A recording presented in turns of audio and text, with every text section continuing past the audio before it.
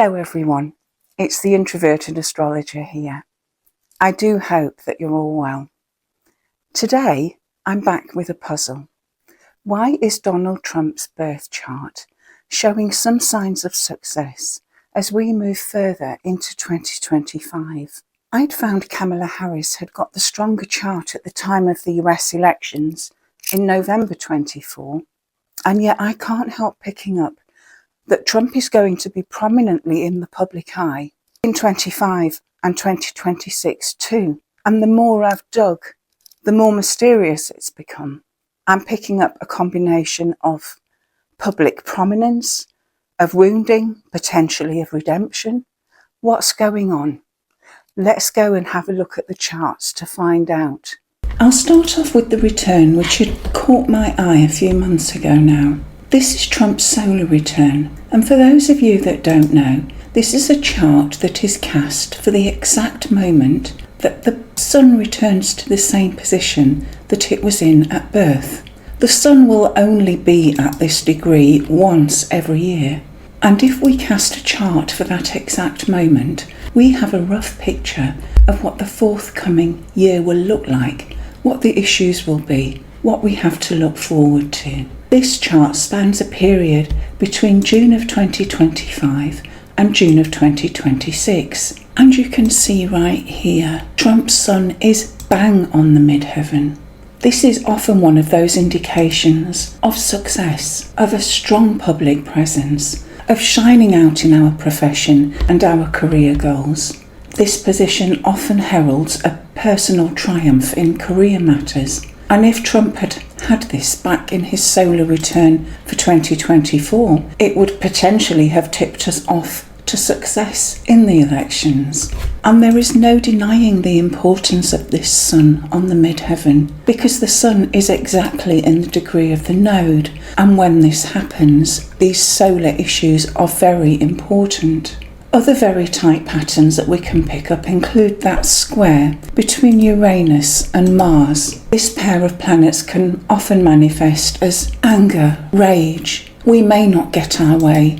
Potentially there could be accidents and violence, and this is the transit that we would associate with Trump's attempted assassination. We'll come back to this Uranus shortly when we talk about Trump's transits for 25. There's a close conjunction of Saturn and Neptune in the 7th Placidus house. The 7th house represents our formal partnerships, our open enemies, potentially our marriage. Are Trump's relationships on shaky grounds? Neptune erodes and dissolves boundaries and structures, and we can often see Neptune and Saturn together when something is up in the air or uncertain. This Capricorn moon is in detriment, which means this is a difficult energy for the moon to be in. Capricorn is about structures, duty, career progress, etc. It isn't easy for the moon to express itself spontaneously here, and this moon will actually be opposing Trump's natal Saturn, which is around 23 degrees of Cancer, somewhere in this area. And so this is doubly reinforcing perhaps a lack of emotional attachment, emotional sadness even, or loneliness. There is a distinct lack of emotional fulfillment. Can we understand this information any better in light of the transits that will be happening for Trump during 2025? I won't discuss them all, but a couple of them are interesting. We're expecting transiting Uranus to begin squaring Trump's ascendant-descendant axis. And so there could be changes and disruptions to his life patterns, to the way he expresses himself, how the world sees him, and potentially big disruption or changes in relationships. These changes may not feel so pleasant. We might be insistent on a high level of personal freedom at this time, and that will have a knock-on effect on relationships. But we also can't rule out that some of the changes in our relationships may be unexpected and take us by surprise. And from what we've seen of Uranus during 2024, its transits to Trump's chart have been unpredictable and unpleasant. Transiting Uranus on his midheaven was involved in his felony conviction, and transiting Uranus square to his Mars was involved with his attempted assassination. In fact, transiting Uranus will make that last square to Trump's Mars in May of 2025. Chiron is also going to play a key role for reasons which will become clear very soon. We can also see that Chiron is going to be active by transit. Initially, it will form a square to Trump's natal Saturn, but it will then move on to square his natal Venus. The ongoing square to Saturn will next be exact in April of 25, and the square aspect with Venus will first become exact in June of 25, and this Chiron brings with it a potentially raw feeling. We may be feeling very exposed and vulnerable, and in our personal relationships we could be experiencing shame or hurt.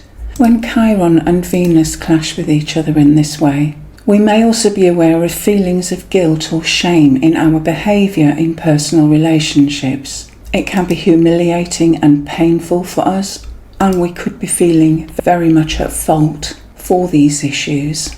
Saturn, the Lord of Karma, will make some passing contact with Trump's Sun and his Moon early in 2025. But it will be very much a short-lived transit because Saturn won't retrograde over these positions, and so the contact is unlikely to amount to much. A more lengthy transit from Saturn will involve a trine to Trump's natal Venus. This often indicates a time when we become more responsible and realistic in our relationships. We firm up on any obligations we have, and our behaviour in relationships is more sober and mature. Because Venus can also represent finances, we can stabilise our financial position and pursue more stable and cautious financial strategies. Our vision will be for the long term and highly pragmatic. And lastly, the North Node will begin reversing through the sign of Pisces from January 2025, and so this means that it will square Trump's natal Sun and Moon and his own nodal axis over the course of June and July. And so it may be that this period involves a watershed in some way, the closing of a particular chapter. But for now, let's have a quick peek at the Converse solar return so we can see whether these themes are repeated here. This chart has been calculated by working backwards in time. Trump turns 79 on his June birthday in 2025. And if we go back 79 years before Trump was born, we can cast a chart for the exact moment that the Sun passed over 22 degrees and 56 of Gemini. Stepping back in time in this way can also show events that have more fated symbolisms. Bizarrely, this solar return is showing Neptune on the midheaven. And when we have Neptune, we often have illusion, we have deception, mystery, sacrifice, loss. And if we remember that the midheaven is all about our role in the world, our profession or our status, then this is somewhat baffling. It really wasn't what I expected to find after seeing that the Sun was on the midheaven of the real-time solar return. But if we bear in mind that Trump's natal Jupiter is at 17 odd degrees of Libra, then we can understand that we are still seeing some success potential in this chart. We also have Leo on the ascendant, which is exactly the same ascendant that Trump's birth chart has. When a solar return has the same sign on the ascendant as the natal birth chart, this typically marks a year which is very remarkable or stands out for some reason. We don't often get this, and these years are usually prominent. In this chart, Saturn is in the same degree as the node, and so this fourth house Saturn may be very significant. The fourth house is about security, stability, family, roots, and these issues are important. But the moon is nearby and it's in Scorpio. And so this combination of moon and Saturn, and an unhappy moon at that, is repeating the themes that we saw in the direct solar return. So emotional issues are going to be dominant in this period. There could be unhappiness. We also know that Trump's natal midheaven is Taurus. And so this means that midheaven is caught up with this return's Venus, tight and conflicting T-square pattern. And I'm really not sure whether we're looking at conflict and unhappiness in close personal relationships, because that exact square between Venus on the midheaven and the Mars is within a minute of being exactly exact. This is an exceptionally tight aspect, and it's potentially speaking of conflict in the coming year. What we desire and how we get it is not going to be a smooth process, and the involvement of Moon and Venus could signify wife, daughter or family issues. Let's see if we can pick up any more details by looking at Trump's Mars return. This chart shows the heavens at the exact moment that Mars returns to its natal position, which is 26 odd degrees of Leo. This Mars return covers a period of around 17 months, so it's effective from June 2025 through to November of 2026. And this return also has a Leo ascendant, just like Trump's natal chart and his Converse solar return, so we are definitely looking at a very prominent period. And this Mars return shows us issues of how Trump will focus his energy over this period, how he will direct his will to achieve the things he wants, where his initiative will be. And Mars returns are certainly very illuminating during periods when we may be involved in a dispute. Trump's natal planets and points are placed around the outside of this chart in red, and again we have some strong connections with the angles. For a start, Chiron is placed firmly on the midheaven of this chart. Chiron represents the part of us that is wounded or hurt, and the midheaven represents how the world sees us, our public role, our career.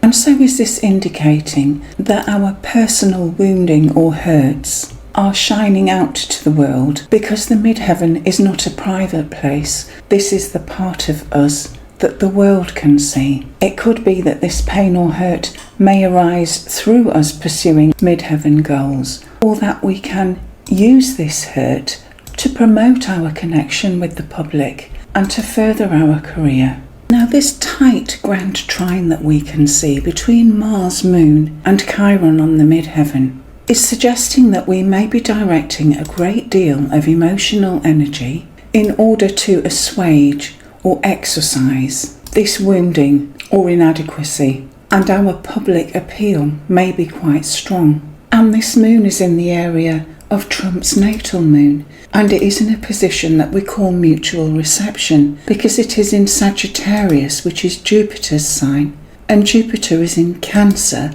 which is the moon's sign. So this pair of planets, Jupiter and Moon, are offering each other a great deal of support. Trump's natal Pluto is on the ascendant of this Mars return, and so we know that this is going to mean a period of transformation, an overhaul of how we exert our will in the world. And again, this is showing a lengthy period which is going to be very intense. You may recall that Trump was born under a lunar eclipse, and so his natal Sun, Moon and Node are all tightly connected. This Mars return is quite uncannily repeating this birth theme, because the Sun, the Moon and the Node are all in a T-square pattern. And one way of looking at this is that there is a possibility of a new and very important association beginning, a contact, an alliance perhaps. And so let's bear this information in mind and move on to consider Trump's progressions. Progressing the chart is a method that astrologers can use to forecast future events by moving one day forward in our ephemeris for every 1 year of life that we've lived. Trump was born on the 14th of June in 1946, and so if we move forward to the 1st of September 1946, we are roughly 79 days after Trump's birth, and so this corresponds with his 79th year of life. Trump's natal chart is in the centre, and around the edge of the chart in green you can see the progressed planets. Now Trump has had some fairly heavy Scorpio energy to work with over recent times. His progressed ascendant moved into the sign of Scorpio back in 2023, roughly corresponding with a time when the legal actions against him started coming thick and fast. And his progressed moon is also in the sign of Scorpio, and it is still there in June of 2025. Scorpio is the sign associated with transformation and metamorphosis, but it's also a water sign, and we associate water with emotion and our feeling nature. Moreover, the sign of Scorpio is the sign on the cusp of Trump's 4th house. And the 4th house is a water house. So this placement of the progressed moon can be heavy going. There can be trauma and crisis during this period, and the toll on our emotions is strong. By the time this progressed moon finally moves out of Scorpio, Trump is likely to be emotionally drained. Now, Trump has a cluster of progressions becoming exact in October of 2025. This doesn't mean that all of them will manifest exactly in October, but the chances become stronger and more likely in the couple of months leading up to October. And so the second half of 2025 is going to have an emphasis of certain things. His progressed sun is in Virgo, and it will begin forming a sextile with his natal Mercury, and is suggesting increased emphasis on communication, perhaps on agreements. The focus could be shifting to activities which require a very active mind. Short distance travel, communication, correspondence. Mercury may also indicate news, and so fresh incoming information could be very relevant. And mercurial matters are really being emphasised because that progressed Mercury is going to conjunct Trump's natal Mars. Trump has a strong Mars because it is so close to his ascendant. And so his mind, his mental acuity, his need to communicate and interact will literally escalate like a bushfire as these functions are fired up with Martian energy. And so for some reason, communications and interactions are going to feature very significantly in the second half of 2025. Trump's natal Mercury is important in his chart because it has also reached extremes in the declinations. This means it will behave in pronounced and sometimes even extreme ways during his life. And all things Mercury are going to be highlighted in the second part of 25. And lastly, Trump's progressed Mars is going to conjunct his natal Chiron at around the same time as these other Mercury contacts. It's really significant when we have so many progressions becoming exact within a few weeks of each other. And the combination of Mars and Chiron indicates that we are being pushed to act on areas of ourselves that may have been hurt or wounded. It might particularly be the case that our sense of being potent feels like it is under threat or perhaps challenged. That's because Mars can show how we are able to confidently and successfully get out there and get what we want. And under a contact with sensitive Chiron, we may lose this confidence in ourselves and feel impotent. We could react in a couple of different ways under this contact.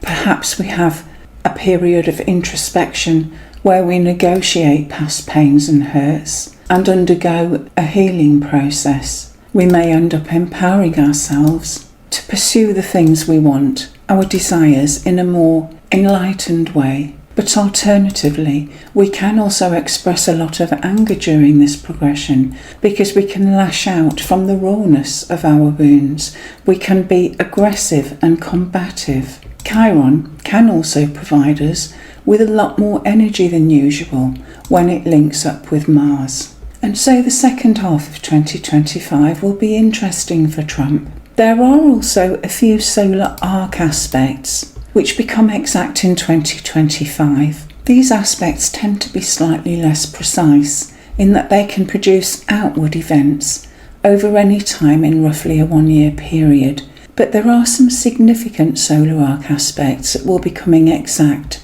during this period, and these include the solar arc midheaven forming a conjunction with Trump's natal Pluto. Exactitude is around July of 2025, and solar arc Neptune will form a conjunction with Trump's natal moon, exact around late February, early March. And lastly, solar arc Pluto will aspect Trump's natal Venus, with exactitude again around July of 2025.